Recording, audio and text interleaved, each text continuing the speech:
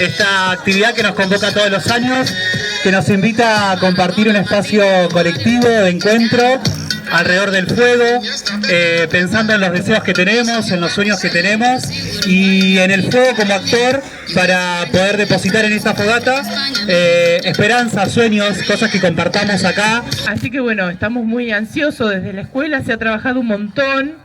Mucho, la seño, los chicos han trabajado hermoso, ellos han representado relacionado con el Mundial, justo que estamos atravesando la época del Mundial, los distintos mascotas del Mundial. En Argentina nací, tierra de Diego y Lionel, de los pibes de Malvinas que jamás olvidaré. No te lo puedo explicar, porque no vas a entender.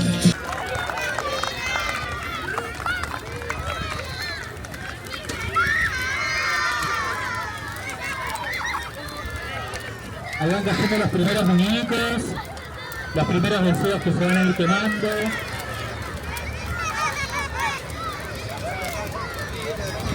Bueno, buenas tardes, estamos acá en el barrio Ahoma, pegadito a la Sociedad de Fomento, celebrando la fogata de San Juan y San Pedro. Una celebración que tiene muchos años de tradición en este barrio y este año tampoco podía faltar.